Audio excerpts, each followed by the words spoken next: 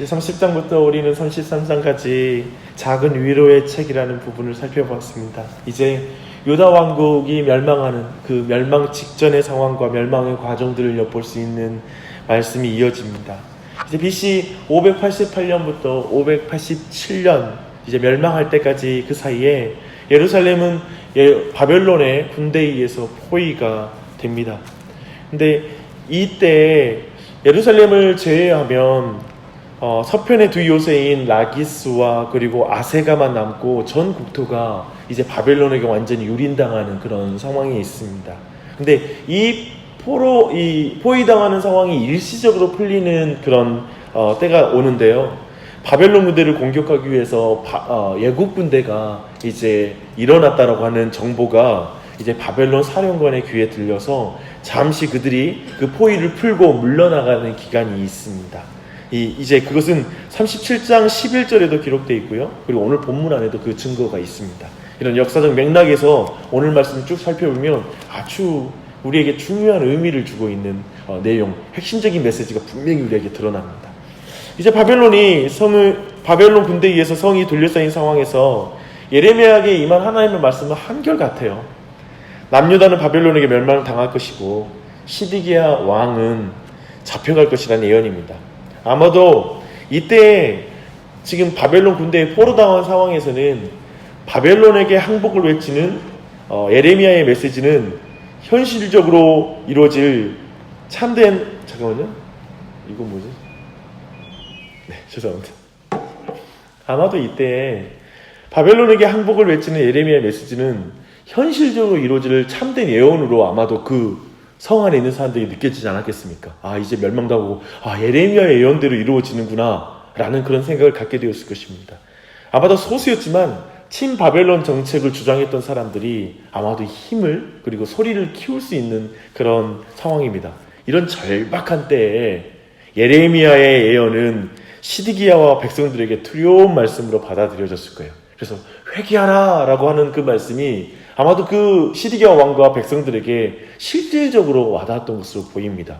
그래서 8절부터 이제 위기 속에서 시드기야와 백성들은 하나님 앞에서 한 가지의 언약을 갱신해요. 그리고 이제 다시 실행하기를 결정해요.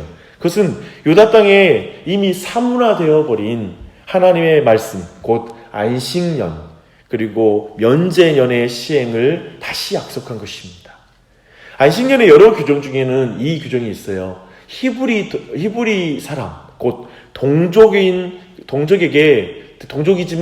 이제 피치 못한 경제적인 형편 가운데 스스로를 노예로 판 사람들이 이제 7년째에는 안식년에는 그들이 다시 신분을 회복하는, 그래서 종신적인 노예 생활을 하지 않게 하는 그런 법이 있습니다. 근데 이제 그 법이 다시 시행되게 하겠다라는 일들을 결정한 것입니다. 얼마나 정말 좁습니까?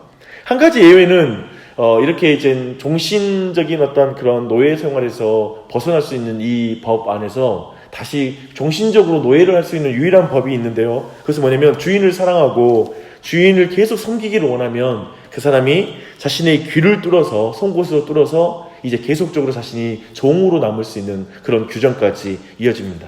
그러나 우리가 구약의 역사에서 우리가 분명히 보듯이 이스라엘 백성들은 하나님 말씀을 지독하게 지키지 않아요. 그리고 안식년과 희년은 그들의 이익 앞에서는 전혀 의미 없는 법이 되고 맙니다. 그러므로 유다 말기에 당연히 이 시기에는 히브리 종신 노예들이 굉장히 많았다라는 것을 우리는 충분히 가정할 수 있습니다. 그래서 이때의 빈부격차는 굉장히 컸을 것입니다. 지금 한국 사회보다, 세계에서 최악이라고 말하는 한국 사회보다 그 빈부격차는 더 심했을 것입니다. 그러나 바벨론에 의한 예루살렘 함락이 가까웠다는 이 절박한 상황에서 하나님의 심판에 대한 예레미야의 무서운 예언을 들은 왕과 백성들은 겁이 나서 일단 이런 언약을 지금 세우기 시작하는 거예요. 다시 갱신하겠다고 나선 것입니다. 이런 왕과 백성들과 그리고 지도자들의 이런 행태를 우리가 어떻게 평가해야 될까요? 참된 회개로 봐야 할 것인가? 아니면 위기를 잠깐 모면하려는 임기응변에 지나지 않는 행위인가? 라는 것이죠. 저는 뒤에 있는 후자, 그리고 부정적으로 생각합니다. 왜냐하면 곧 이들은 이 행동을 취소하기 때문에 그래요. 그렇게 본다면 히브리 노예를 해방하는 것은 노예로 하여금 전쟁을 치르게 하려는 얄팍한 술수일 수 있습니다. 왜냐하면 노예들이 아니라, 노예 신분이 아니라 이때는 어떤 시민으로서 이제 전쟁에 나가는 그런 형태이기 때문에 그런 것일 수 있고요. 또 한편으로는 이제 지금 기근 때문에 포위당해서 점점 양식은 떨어져 가는데 노예들한테 줄 양식이 아깝잖아요. 그런 면에서 볼 때는 이것이 지금 실용적으로도 그리고 실질적으로 하나님의 법을 지킨다는 명목으로 이제는 이것들을 시행하게 내 이익과 너무 맞아떨어지는 하나님 말씀이 됐다는 거예요. 내 이익에 지금 부합한다는 거예요. 그런 면에서 이들이 이 말씀을 순종하게 하겠다고 나선 것으로 우리는 해석하는 게 더 정확할 것입니다. 아주 잘 포장된 순종이에요. 그렇죠? 그런데 서론에서 말하는 것처럼 정세가 변화가 일어나요. 예루살렘을 포위했던 바벨론 군대가 잠시 포위를 푼 거예요. 애국군이 유다를 도우러 온다는 소식을 듣고 그들이 잠시 철수한 것입니다. 그게 21절에 그 내용이 나오는데요. 너희에게서 떠나간 바벨론 왕의 군대의 손에 라는 표현이 나와요. 그러면서 잠시 지금 포위가 풀려가지고 이 행동을 하는 것 같아요. 이제 취소하는 것이죠. 그렇다면 절박한 상황이 지금 지난 거예요. 이제 예루살렘 성 안의 백성들 안에 어떤 변화가 있었을까요? 그들은 마음이 변해요. 화장실에 들어갈 때와 나올 때 마음이 다르듯이 그들 마음이 바뀌어요. 우선 그때 친바벨론 성향의 사람들, 그런 것을 내색했던 사람들이 다 구금됐을 거예요. 그렇죠? 그리고 이때 에레미야는 어제 지난 주일날 살펴본 것처럼 요나단의 그 집의 구덩이에 이때 갇힌 것으로 보입니다. 그리고 이런 위기에 실행했던 안식년의 법, 희년의 법, 곧 그들이 자유를 주었던 노예들을 다시 끌어다가 노예로 삼았다고 말하고 있습니다. 급할 때는 하나님을 찾더니 급하지 않으니 기꺼이 하나님을 버리는 거예요. 내게 이익이 될 때에는 하나님 법을 찾는데 자신에게 이익이 되지 않으니 이제 하나님의 법을 버리는 거예요. 이제 실용적으로 하나님 말씀을 들으면 손해라고 생각하기 때문에 그렇습니다. 이것은 사실 하나님과 하나님의 법을 조롱하는 행태죠. 그렇죠? 자기의 기준에 나한테 맞으니까 순종하고 아니면 상관없고 하는 건 하나님과 하나님의 법을 조롱하는 행위예요. 하나님께서는 이런 그들에게 다시 심판을 선언하세요. 하나님은 언약을 가볍게 무시한 이들에게 너희들이 다시 언약을 갱신할 때 그 언약 체결 방식을 다시 기억하라고 말을 해요. 송아지를 둘로 쪼개고 하나님 앞에서 언약을 세우면서 그 소나무 쪼개었던 그 송아지 사이로 지나갔던 그 예루살렘의 고관들과 그리고 유다의 고관들, 레위시들과 제사장들, 그들 모든 백성이 지나간 그 때를 기억해 봐라. 이 언약 체결은 사실 언약을 파기하면 쪼갠 그 고기와 같이 될 것이다, 짐승과 같이 될 것이다라는 그 말이잖아요. 그렇게 지나가라는 걸 연상시킵니다. 그래서 하나님은 그들에게 자유를 선언하시는데 그 자유는 무슨 자유냐면 칼과 기근과 연병에 죽을 자유를 선언하세요. 떠나갔던 바벨론 군대는 다시 돌아와서 유다와 예루살렘을 무너뜨리고 불사르며 처참한 황무지가 되게 할 것이라고 말해요. 너무 무섭고 강도가 지나친 심판입니까? 아니면 이스라엘 백성의 죄가 너무 무섭고 지나친 죄였습니까? 그렇죠? 저는 이 장면 보는데 미국에 진출했던 한국의 한 여성 그룹이 생각이 나더라고요.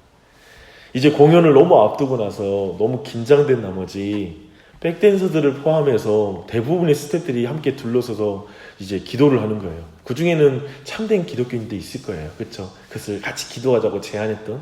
네, 그것을 보고 어떤 사람들은 와, 놀라운 하나님의 역사다.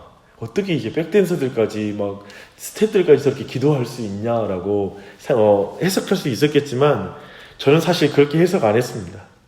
그렇게까지 안 보이더라고요. 왜냐하면 저는 오늘 이 본문에 나오는 시드기야 왕과 그리고 백성의 고관들 그리고 백성들의 행태와 그것이 좀 비슷하다고 생각하기 때문에 그렇습니다. 뭐냐면 급한 상황, 긴장되는 상황, 위급한 상황에서는 비종교인도 하나님을 찾아요. 그리고 막 기도해요. 그건 분명히 알 거예요. 중요한 것은 공연 이후에 그들의 신앙이 드러난다고 저는 생각해요. 그 뒤에 장면은 안 찍더라고요. 공연 이후에 그 사람들의 삶, 백댄서들의 삶을 추적하지는 않죠. 그렇지 않겠어요? 위기를 벗어났을 때 참된 신앙이 밝혀지는 거예요. 사실 하나님은 우리에게 겁을 줘서 순종하게 하시는 분이 아닙니다. 그래서 위급한 상황 만들어가지고 어때? 내 이 상황 만들었으니까 네가 순종 안 하는지 한번, 아니면 버티는지 한번 내가 보겠다라는 식으로 사실 그렇게 인도하지 않으세요. 두려움 때문에 하는 순종은 상황이 호전될 때까지만 보여주는 순종이에요. 호전되고 나면 순종하지 않아요. 결코 이것은 마음으로부터 흘러나오지 않는 순종은 지속될 수가 없는 거예요. 하나님께서 우리에게 원하시는 순종은 믿음의 순종이며 하나님을 사랑하기 때문에 하는 순종이죠. 마치 히브리 노예이지만 주인을 사랑하고 그리고 주인의 영원한 종이 되고 싶을 때 갖는 그 마음처럼 우리 또한도 하나님의 영원한 종이 되고 싶기 때문에 사랑하기 때문에 하는 순종만이 참된 순종이 될 것입니다. 당신이 그런 의미에서 우리 모두 한번 질문할 필요가 있어요. 하나님 앞에서 드리는 순종은 어떻습니까? 여러분의 순종은 어떻게 하나님 앞에 드려지고 있습니까? 그리고 그 순종은 하나님과 여러분 사이에 사랑을 표현하는 순종인가요? 아니면 두려움 때문에 하는 순종인가요? 믿음으로 하는 순종입니까? 한번 자신을 돌아봐야 될 것 같아요. 그리고 이 아침에 기도 또한도 동일한 것 같아요. 혹시 예루살렘 성처럼 위기를 모면하기 위한 순종으로 대처하면서 살아가고 있는지를 돌아보면서 기도했으면 좋겠습니다. 또한 중요하게 기도하는 건 우리의 자녀들이 어떻게 성장해야 되겠습니까? 이 아이들이 평생에 주님께 드려지는 순종, 교회를 다니는 것, 우리는 교회를 다니는 것 자체가 우리 자녀를 향해서 갖는 목적이 아니죠. 근데 결국에 하나님께서 정말 기쁘게 자신을 주님께 순종하여 드리는 종이 되게 해주십시오. 그 참된 순종을 드리며 나아가 그 마음으로부터 변화가 일어나게 해주십시오. 이건 부모가 할 수 있는 일이 아니잖아요. 그래서 이 시간 기도하잖아요. 그래서 이 시간 기도하시게요. 주님이 행하실 걸 믿음으로 기도하고 간구하면서 나아갔으면 좋겠어요. 교회를 위해서도 마찬가지입니다. 그렇게 기도해 주십시오. 이 교회의 모든 사람들이 마음으로 순종하는 교회 되게 해주시고 진정한 하나님의 종이 되어서 하나님을 섬기는 교회가 되게 해달라고, 서로 종노릇하는 교회가 되어서 함께 내년에도 힘있게 교회를 세우게 해달라고 간구했으면 좋겠습니다. 또한 좋은 사역자분을 이런 종이 오셔서 함께 교회를 이루어갈 수 있도록 기도하는 이 아침이 되기를 바랍니다. 함께 기도하시겠습니다. 하나님 아버지, 이 아침에 예레미야 34장의 말씀을 통하여 우리에게 말씀해 주시고 하나님의 뜻을 알려주시니 감사합니다. 아버지 하나님, 저희 삶의 모든 순종이 급하고 그리고 긴장되고 위기를 모면하기 위한 어떤 그런 상황 속에서 하나님 앞에 나아가는 모습이 있지 않는지를 돌아보았습니다. 그러나 주님께서 그런 모든 그저 임기응변식에 내 마음으로부터 나오는 사랑으로 나오는 순종이 아닌 혹시 우리의 삶에 형식적이고 종교적이고 또한 그저 급한 불 끄는 마음으로 사는 삶이 아닌지를 돌아보며 주님 앞에 나아가기 원합니다. 주님, 우리 안에 오직 믿음과 사랑에서 흘러나오는 자원하는 순종이 되게 하여 주셔서 하나님을 기쁘시게 하는 삶을 살 수 있도록 은혜 베풀어 주시옵소서. 오직 성령 하나님 우리 안에 역사해 주셔서 저희 삶의 모든 행위가 그렇게 될 수 있도록 은혜 베풀어 주시고 하나님의 지극히 선하심에 감격하고 감사하며 행하는 삶이 될 수 있도록 은혜 베풀어 주시옵소서.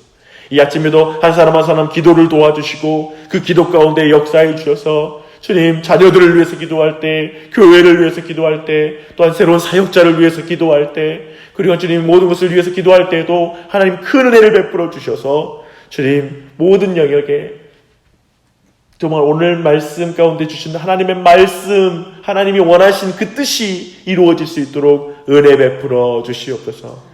우리 기도를 도우시기를 간구하며 한 사람 한 사람을 주님께서 어루만지시고 성령님으로 충만하게 하여 주시길 간절한 마음으로 기도합니다. 감사하며 예수님의 이름 받들어 기도합니다. 아멘.